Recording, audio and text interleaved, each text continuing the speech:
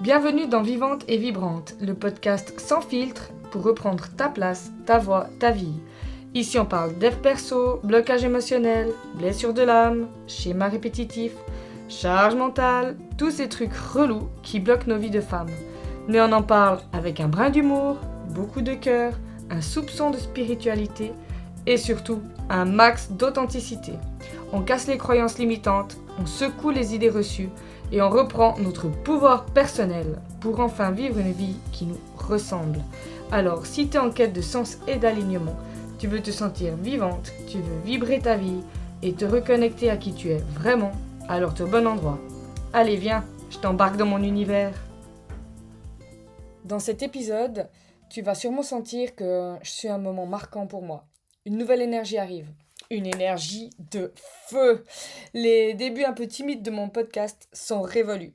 Enfin, j'espère, hein. Tu sais comment, on est cyclique, donc il y a des hauts et des bas, il y aura des fois où j'aurai plus cette énergie de feu, d'autres fois un peu moins. Mais, quoi qu'il en soit, c'est fini de me cacher, en fait. Voilà, j'ai toujours été authentique et je vais le rester, mais j'avais quand même encore des barrières, des peurs, et il y a des choses qui tombent. Je vais t'expliquer une première partie dans ce podcast et la partie suivante dans le podcast suivant. Donc, dans cet épisode, disons. Donc aujourd'hui, je vais te parler de ce feu qu'on porte tout à l'intérieur. Ce feu qui réchauffe, qui éclaire, qui est vivant, mais qui parfois, il nous fait peur. Je te raconte ce qui s'est passé pour moi le 7 juillet, donc le 7 du 7 2025. Donc c'est un portail énergétique. 7 du 7 et puis 25, c'est 7 aussi. Moi en plus, c'est mon chiffre, c'est mon chemin de vie. Donc voilà, j'ai toujours adoré ce chiffre sans savoir pourquoi. Bref, ceci, c'est qu'un détail. Donc, ce jour du 7 juillet, euh, ce jour du portail énergétique puissant, ça a été un moment clé où j'ai décidé de reprendre ma couronne. Pas que de la reprendre, parce que ça fait quelques années que j'y travaille. Là, non seulement je la reprends, mais en plus, j'ai décidé de la porter fièrement, quoi. Vraiment, je la mets sur ma tête et je la fais voir. Donc, c'est pas pour devenir quelqu'un d'autre, hein, c'est pas pour me mettre au-dessus de qui que ce soit. C'est juste pour redevenir moi pleinement. Mais surtout, assumer totalement qui je suis. Toutes mes facettes. J'assumais déjà beaucoup de choses, mais voilà, j'avais encore vraiment des peurs par rapport à ce feu intérieur. Alors si toi tu sens aussi que ton feu intérieur il est prêt à s'allumer, mais que ça te fait un peu peur, bah reste avec moi, cet épisode il est pour toi. Donc reprendre sa couronne, c'est quoi? Ben, comme je disais avant, c'est pas devenir quelqu'un d'autre, c'est pas vouloir s'élever au-dessus des autres, c'est pas vouloir se montrer, c'est simplement revenir à soi profondément, à notre essence. C'est prendre sa place, s'honorer, se respecter, c'est se connaître, c'est s'accepter. Et puis, s'honorer dans toute son entièreté, en fait. Toutes nos facettes. C'est pas évident. Euh, c'est arrêter de croire qu'on doit cacher nos défauts et pire encore, cacher nos qualités, les rabaisser. Mais c'est ce qu'on a appris. On a été éduqué à ça, à pas faire trop de bruit, à être dans le juste milieu, à être parfaite, mais pas trop visible, à être douce, mais pas trop puissante, à être belle, mais pas trop sexy, être une bonne mère, une bonne épouse, une bonne collègue, une bonne fifille, tout en se niant complètement ou partiellement, selon l'éducation qu'on a reçue. Mais ça, c'est fini. C'est fini. Je sais pas où tu en es dans ta vie, mais moi, là, je vais avoir 40 ans. Et je pense que c'est jamais trop tard pour changer, pour reprendre sa place. J'ai découvert il y a peu le terme millénial, femme milléniale. Donc, c'est les femmes qui sont nées entre les années 90 et 80, et un peu au-delà, hein. Voilà, c'est une marge. Bah, on a reçu un certain type d'éducation. Je ferai un autre épisode sur le sujet. Mais du coup, c'est un petit peu ce type de femme-là que ça touche. Euh, donc voilà, reprendre sa couronne, si tu es une femme milléniale, c'est dire stop à tout ça. Ne pas être trop, ne pas être assez, être toujours dans le juste milieu. C'est épuisant, c'est fatigant et c'est pas être soi. Et c'est pas juste. Là, c'est ma blessure de l'injustice qui parle. Donc voilà. En ce 7 juillet, bah, j'ai compris quelque chose cette journée-là. J'ai compris que je me retenais encore, malgré tout mon chemin, malgré toutes les croyances que j'ai pétées, malgré tout ce que j'ai avancé, transformé. Eh ben, je me retenais encore, quoi. Je me suis quand même pris une petite claque, hein. J'ai bien, bien, bien pleuré. Euh, Parce que je me suis rendu compte que peut-être une des choses qui me compose le plus, en fait, ce feu que j'ai en moi, ben, je le brimais, je le maintenais petit, parce que j'ai conscience de ma puissance, mais je la trouvais parfois trop intense, trop lumineuse, prendre trop de place, trop dérangeante, trop brûlante, enfin voilà, toutes ces choses-là. Et ça me faisait carrément peur, alors je la maintenais petite, cette flamme. Alors, j'avais conscience, hein, comme je te dis, de ma puissance de feu, parce qu'elle fait pleinement partie de moi. Mais j'avais conscience de toutes ces facettes, autant positives que négatives. Je savais que je pouvais être quelqu'un de très puissant, transformant, impactant. C'est pour ça que je suis devenue coach. C'est pour ça que j'ai envie d'accompagner les femmes. Euh, du coup, j'ai compris dernièrement les femmes milléniales, hein. Je vais en parler beaucoup ces temps. Je pense que je me brimais parce que à une certaine époque, bah, cette puissance de feu, elle pouvait être aussi destructrice. Et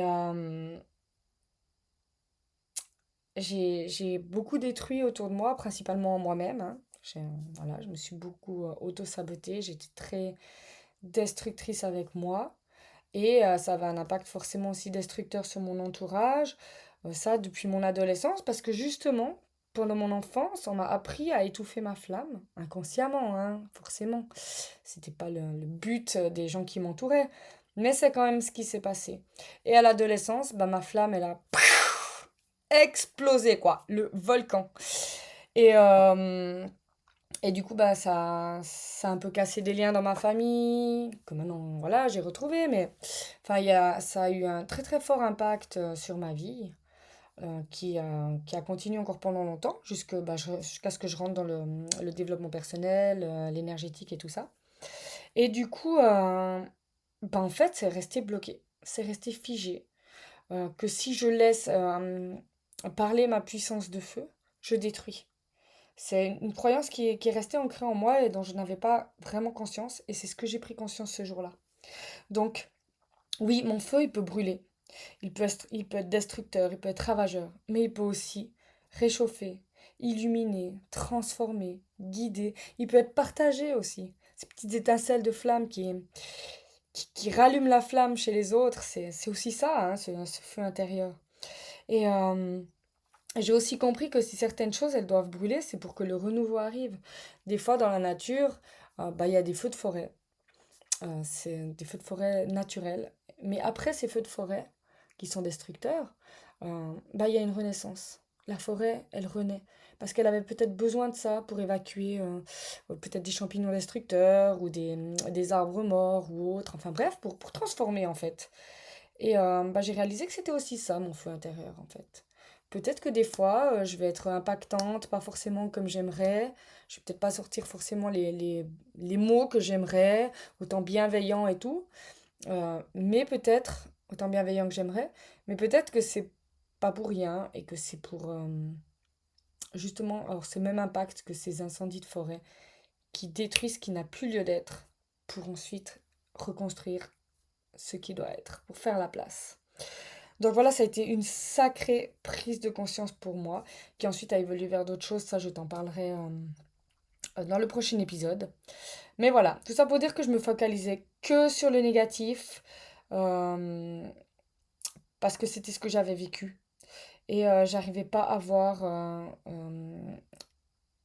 j'arrivais à voir le positif, mais j'arrivais pas à le laisser être, en fait, de sa pleine puissance. Et du coup, j'ai fait un choix.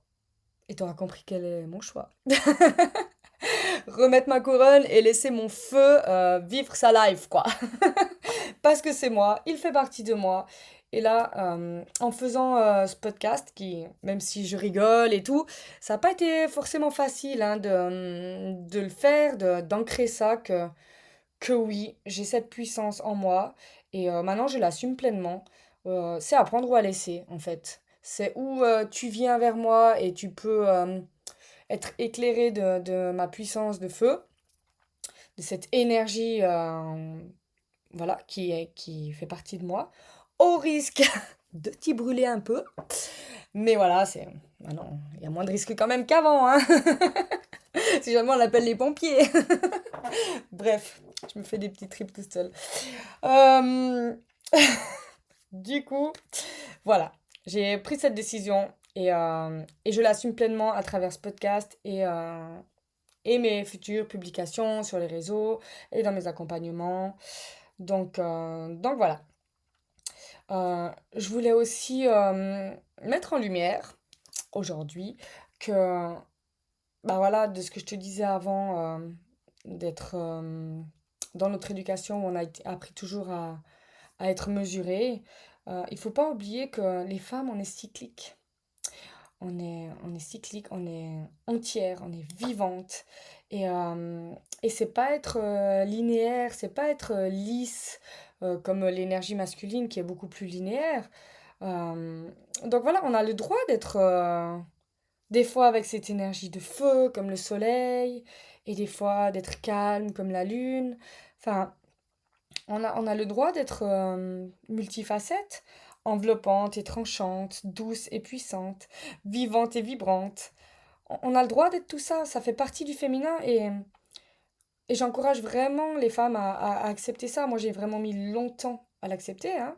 Ça s'est produit une fois lors d'une cérémonie dans ma yourte, où on a ancré aussi avec un tatouage ces transformations. Et, euh, et c'est là que j'ai compris personnellement donc que j'étais solaire, voilà, cette énergie de feu, mais que j'étais aussi lunaire et que j'avais aussi le droit d'être douce et calme et parfois introvertie. Alors forcément, mon énergie de base, elle est de feu, mais j'ai aussi le droit d'avoir une autre énergie parce que je suis une femme et je suis cyclique. Et je te demande à toi aussi de prendre ce droit en fait. T'as le droit d'être trop, t'as le droit d'être trop peu. T'as surtout le devoir de te respecter, de respecter qui tu es. Je pense que c'est finalement la seule chose qui est importante dans la vie. Et il y a aussi le respect de l'autre, mais je pense que si tu te respectes toi-même, tu respecteras les autres. Ça, c'est mon expérience à moi. Quand je me respectais pas, j'avais plus de peine à respecter les autres. C'était pas que je voulais pas, hein, ça se faisait comme ça. Et maintenant que je me respecte, je dis pas que je juge plus personne, hein, je reste un être humain. Mais c'est clair que je suis plus dans le jugement comme avant. Et ça change tout. Et ça amène ben, l'équilibre et ça permet d'être bien et sereine avec soi. Donc voilà, je vais te proposer de te poser quelques petites questions, quelques petites réflexions. Déjà, demande-toi quelle facette de toi tu refuses encore d'honorer. Quelle facette de toi tu caches ou tu n'acceptes pas ou peut-être tu n'aimes pas en fait. Parce que c'est peut-être là qu'il faut aller justement travailler, creuser. Ou ça peut être quelque chose que tu vois chez les autres et que tu ne supportes pas. C'est souvent le reflet de ce qui se passe en toi, ce que tu n'aimes pas chez toi. Et de prendre conscience de ça, ça peut déjà être hyper puissant. Et j'aimerais te demander aussi, comme autre question, euh, ta flamme intérieure, qu'est-ce qu'elle te dit? Est-ce qu'elle te dit qu'elle s'éteint? Est-ce qu'elle te dit qu'elle a envie de, comme moi, de volcaniser? Est-ce que tu as deux doigts d'exploser? Où est-ce que tu en es avec ta flamme intérieure? Parce qu'on l'a toute, hein. Et, euh, et il faut la nourrir, l'entretenir, l'honorer, euh, la laisser des fois exploser si elle en a besoin, mais surtout ne pas la laisser s'éteindre. Voilà, je vais terminer sur ces mots-là. Donc aujourd'hui, moi je reprends ma couronne, je la mets fièrement sur ma tête. Et toi aussi, tu as le droit. Tu as le droit de le faire. T'as pas besoin d'être parfaite. T'as juste besoin d'être toi et de te respecter. Donc je t'invite à rester connecté parce que moi, comme je t'ai dit avant, je vais bientôt avoir 40 ans et je vais faire plein d'offres euh, pour m'honorer, me célébrer et voilà. Et ça va monter en puissance. Suite à ce podcast, ben, il y aura la première offre qui va arriver. C'est une offre secrète. euh, pour celles qui sentent déjà sa vibration de feu. Je te laisse rester connecté et voilà. Du coup, suite au prochain épisode, merci pour ton écoute et à bientôt.